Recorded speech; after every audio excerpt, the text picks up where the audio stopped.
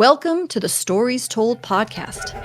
This is episode 79, Pub Crawl to the Apocalypse. This is the Stories Told podcast. Two authors talking about stories in movies, TV, and of course, books. I'm Michael Grayford. I write action-adventure stories in fantasy and sci-fi worlds, sometimes for younger readers and sometimes for adults. And I try to always inject at least a little bit of humor. And I am author E.W. Barnes, and I write action-adventure, time travel novels, and space opera science fiction. Thousands of years, thousands of worlds. But be forewarned, beyond here, there will be spoilers. Are you ready for the adventure? Let's begin. Welcome back to the Stories Told podcast. I'm author E.W. Barnes, and with me is author Michael Grayford. And today we're talking about the story told in the movie The World's End. How are you doing today, Mike? I am doing just fine, thank you. How are you? I'm doing well, thank you. And how are things in your writing world? Writing world, no surprises. I'm still editing the second book in the Tales of Zara series. I've gone through the vast majority of the notes, the feedback I've gotten on my alpha/beta read. There's still things that have to go that are rippling through. I've done a full pass of the story, so that's good. Now it's going back and tweaking and refining higher level things that connect threads and character development and things like that. Moving forward, just very slow. Yeah. How about you? I actually have been working on a lot of editing and plot working, and so I have not moved forward on word count since the last time we talked. So definitely need to step up the word count, get the writing started again now that I'm in a good place with the plotting and the editing, etc. So it's really time to jump back into the writing, etc. But that's where I am. And that's on the third book in my Adventures of the Empyrean Guard series, which is called Meridian. And as a reminder to our listeners, you can read the Adventures of the Empyrean Guard as it's being written on Patreon at the Galactic Hero level. And you can read the first book in the Tales of Zara, The Golden Scarab of Balihar, on Amazon in episodic format on Kindle Vella and ebook and paperback. And the links for all of that is in the show notes. So what interesting stories have you come across lately in books, movies, or television? Let me think. I don't think there's anything in the last week since we last spoke. Anything new? I've watched a few more episodes of Futurama. That's about it. Man, there must be something, but it's not coming to mind. I think that's it. What do you have anything new and cool to report? Nope. Like you, just doing other things, working on other things, and not watching that much television or movies. Reading the novel that we're going to be talking about in a couple of weeks. I've started to do that. Other than that, not really. No, not much to report on. But there's some really interesting things coming up soon. Several trailers have dropped for the Rings of Power, season 2 of the Rings of Power. So that's been kind of fun to see those trailers. There's some other really interesting shows that are on the horizon that we're going to talk about when autumn begins. So I'm looking forward to that. Yeah, that sounds cool. Are you ready to talk about The World's End? I think so. Let's go. Today we're talking about the story told in the movie The World's End. And I will read this short synopsis that comes up when you type The World's End into Google. Gary King is an immature 40-year-old who's dying to take another stab at an epic pub crawl that he last attempted 20 years earlier. He drags his reluctant buddies back to their hometown and sets out for a night of heavy drinking. As they make their way towards their ultimate destination, the fabled World's End pub, Gary and his friends attempt to reconcile the past and present. However, the real struggle is for the future, when their journey turns into a battle for mankind. Did you like this movie? Yeah, when I first saw this movie. I didn't know anything about it going into it. I only knew that it was done by the same group that did Shaun of the Dead and Hot Fuzz, both of which I really liked.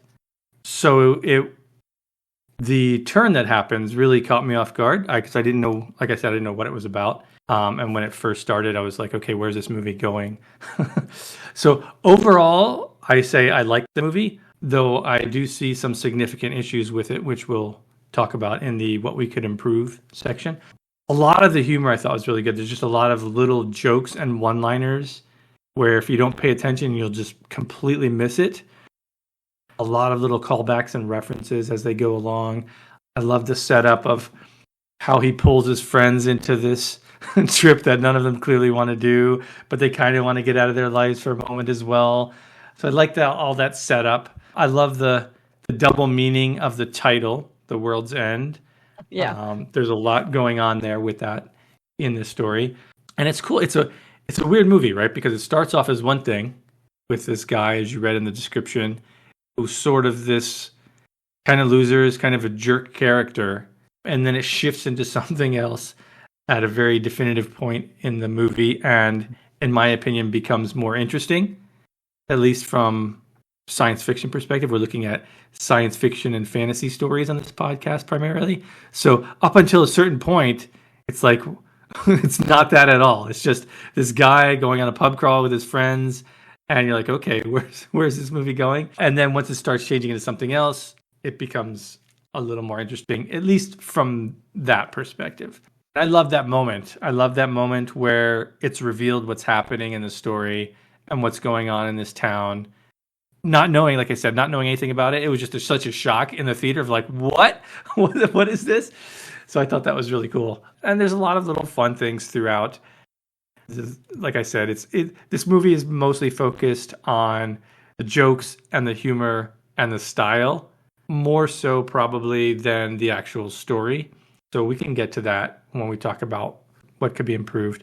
So what things in this movie did you like? I like how you phrased that, because you're not sure if I liked this movie, are you?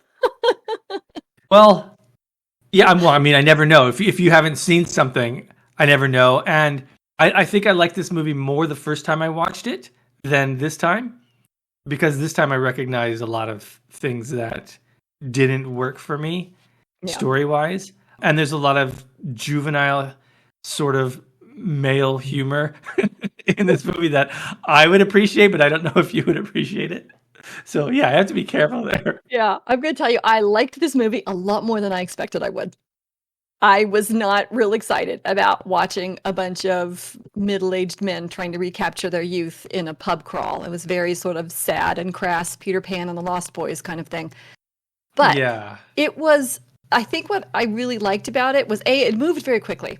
You know, there wasn't a lot of sitting around and sort of immersing us in whatever sad realities these guys were trying to avoid by agreeing to go on this pub crawl again. We didn't do that. We just moved. Boom, boom, boom, boom, boom. And we had this character, Gary King, who's played by Simon Pegg. And I do like Simon Pegg. I think he's a lot of fun and he's a good actor.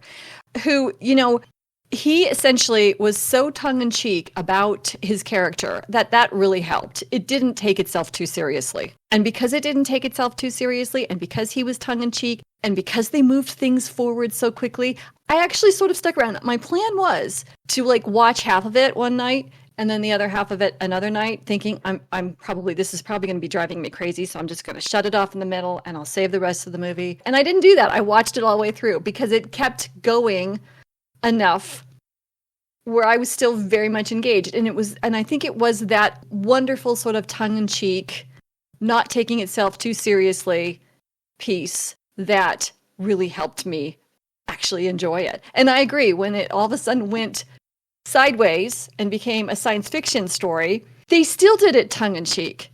They kept that tone, even though now the entire purpose of the story had shifted quite dramatically. And I really appreciated that, because they were still just as ridiculous about the science fiction part as they were about the pub crawl part. I was trying to analyze it as far as like character arcs and story arcs. And I had initially thought that Gary King, who is the main driver of this story and the main character of this story. I thought he was one of your, I forget the name of what you call them, but one of your sort of non-changing characters where everybody else sort of changes around him. Yeah, like a stalwart character. Yeah, there you go. The stalwart character. I thought he was going to be a stalwart character who just keeps the same personality throughout and everybody else changes around him. And for a while, it kind of looked like it was going to go in that direction, right? He was just like, let's drink, let's drink, let's drink. And the other guys were like slowly relaxing into remembering what it was like back in the days when they were younger. And then you'd start to see cracks in their veneer about what was going on in their lives and how this might be helpful to them. But in the end, we actually got to see Gary King have a character arc. It was sort of like almost nothing. Last 10 minutes, boom, arc, which I thought was kind of fun too. I agree. I thought the title of the movie and the title of the pub and the aproposness for both was hilarious. I loved how the opening scene was Gary King sitting in a circle, and we're going to talk a little bit more about this in a moment, but he's sitting in his circle and he's having to talk about himself and his history and his life for some reason. It's clearly some kind of therapy or, some kind of court-ordered thing. And he had to sit there and talk about himself. And he's not happy to be there. And then at the end, you have the same kind of scene mirrored as Andy is in a circle talking about what happened the night that they did this pub crawl to the pub at the World's End. And they also had the wrap-up that you and I both appreciate, what happened afterwards, after the events of this story to each one of these characters. I really enjoyed that too. So this had a lot more going for it than I expected it would. I agree. I think there are some things that could have been improved, but for the humor and the tongue-in-cheek take on this subversion of expectations of what this story was going to be about, I thought it was a pretty good movie. Yeah, it's interesting. You touch on a few things that are sort of the hallmarks of this group, right? With Shaun of the Dead and Hot Fuzz, which I don't think you've seen either of those, right? No, I haven't. Yeah, so they're kind of similar in tone, right? They take the story. This has a lot of similarities with Shaun of the Dead, which is a zombie movie, right? In terms of like, they've got to fight off these zombies kind of thing. So it's similar in that sense. But all three of these movies, they're, the humor is very silly. Like you said, it doesn't take itself too seriously, just enough to sort of keep you invested in the plot of what's happening. And the director has this cool style where it's like, he'll do these quick cuts from one thing to the next, so it keeps you engaged. So there's a lot of that going on here that I think works for this movie as well. So what would you change as a writer? There's some things I would have changed. I think one of the things I noticed as I was watching through, well, I guess the first thing is I would have gotten to the twist earlier. I feel like we got the setup for this story pretty quickly. We got a sense of who at least our protagonist was, and much of what the other characters were going through, and the introduction of one of their sisters. It seemed like that went on a little bit long for me before it got into, okay, here's what this movie's about. And the change was so drastic. It's like I felt I wanted it to get there faster.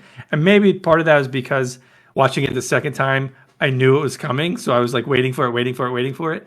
It seemed like it took a while to get there. So that's one thing I would have changed. The other thing is they had these robots that weren't robots that were all over the city, and they seemed quite non-threatening for the most part. It was pretty easy to defeat these things, though they moved fast and can counter your actions and throw you around and stuff like this.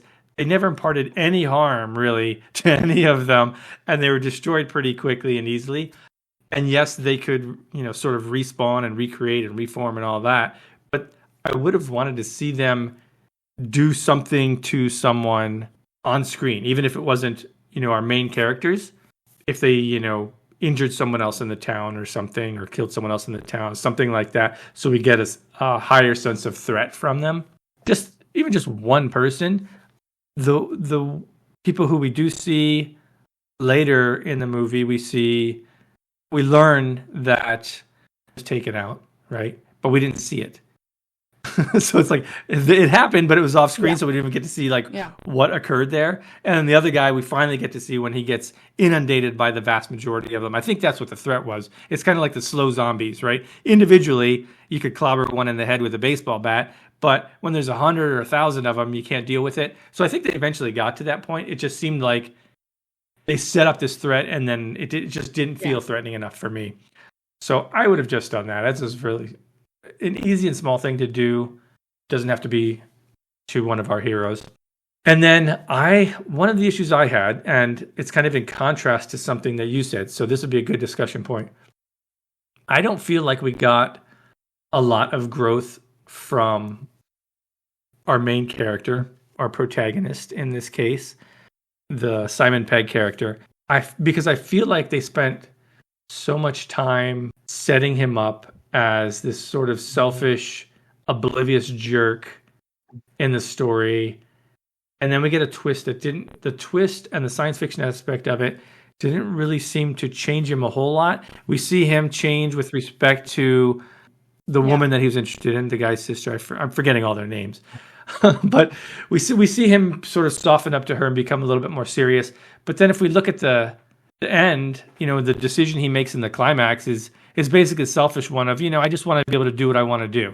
And he dooms the whole planet as a result of that. And then even at the end, the very end, in the resolution, he's still kind of this selfish guy who just wants to go around doing whatever he wants. He wants to have his friends and hang out and do it. It didn't seem like he really changed a whole lot, at least from where they spent so much time setting him up as this character. And yeah, I don't know.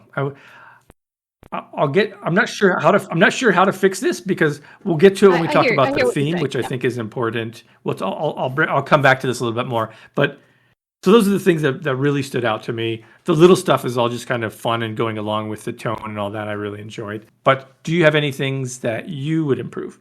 Yes, and we're going to talk about Gary's character arc here in just a moment. I had two notes. One of them was about Gary, and the other one was too much fighting, because that's when I lost interest. That's when I would drift and pick up my phone because there was just too much fighting.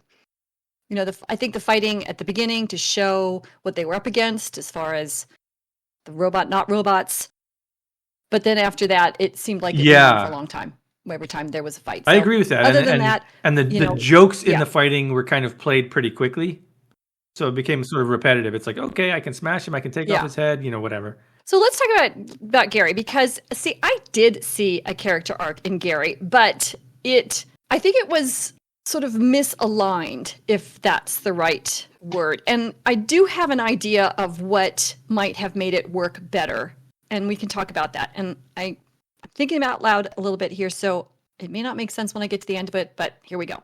To me, he did have a character change when he had this catharsis with Andy, as Andy is trying to stop him from having the last beer, and he says, "This is all I've got."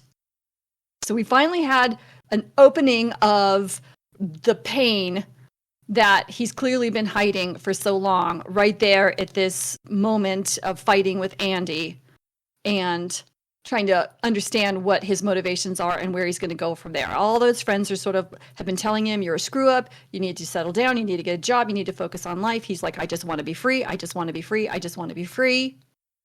And then we finally get, "This is all I've got." And to me, that was like this little tiny moment that I would have actually liked to have had lasted longer, so we could understand a little bit more of what's going on with him. But we didn't get that, because then the bar was sucked down into the earth, and he had the great confrontation with the network, the great intelligence of the network or whatever. And I think what needed to happen here is one of a couple of things. What happened at the end of the movie is, by arguing with the network, he made the network leave and caused the end of the world. So, was his arguing with the network about trying to free the world from what they interpreted as a takeover? Because it kind of was. You could see it from their perspective that this was wrong. They were being invaded. It was the domineering takeover of a kind. And so did Gary evolve in the last 5 minutes, where he was no longer thinking about himself, but he was now thinking about the whole world and trying to free the whole world? Or did he not evolve, and that whole "this is all I've got" scene, which you did not see as growth, and you could be right, it wasn't a character arc, was then his arguing with the network, just a carrying on of the same behavior of we all just want to be free because I want to be free. And then he ends the world. And I think that's what makes that last scene kind of frustrating, because they didn't pick which way they wanted to go.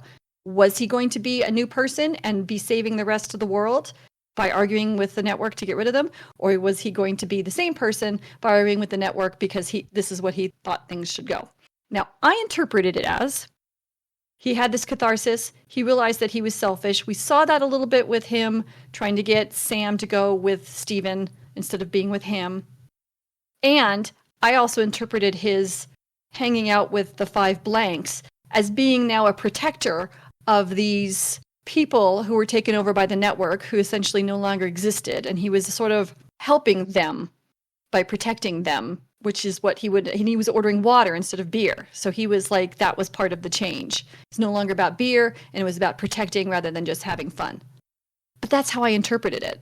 Yeah, that's interesting. No, it's a good way to think about it. Okay, so here's what I was thinking, and this, we're talking about theme right now because the character change is the theme of the story. So, yeah, it felt kind of muddled for me at the end, right? It seemed like they were setting this character up to have some sort of redemption arc, right? Okay, he's going to become this person who overcomes his selfishness and his sort of obliviousness to what's going on around him because he's so stuck in his own mindset and his own goals and living in the past.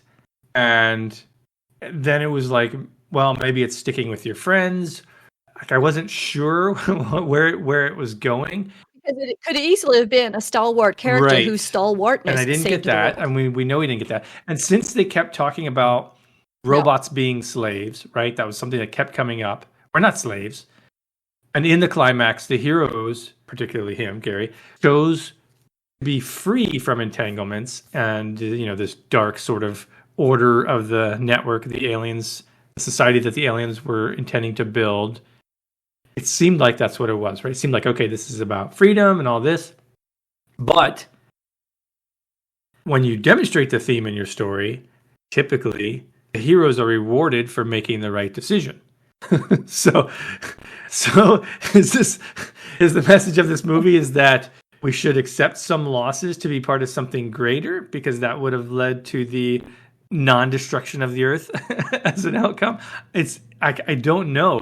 Like, the outcome of this changes what the message normally would be. If I look at this movie, if I flip it, right, and I say, okay, this movie is a tragedy. I define a tragedy, and maybe this isn't what other people do, but if I look at tragedies, this is kind of what I get out of it. So I define it as a story where the main character, the protagonist, fails to overcome their flaw or this great lie that they're telling themselves, despite being presented with numerous opportunities along the way to change. And that inability to overcome that flaw or that lie ends up being their downfall. So if I look at the story from that perspective, we're like, okay, he doesn't overcome the selfishness or whatever, then it ends up being the downfall of humanity, more so than the protagonist, because he seemed kind of cool with it at the end. He seemed like he was living a fine life with his new friends.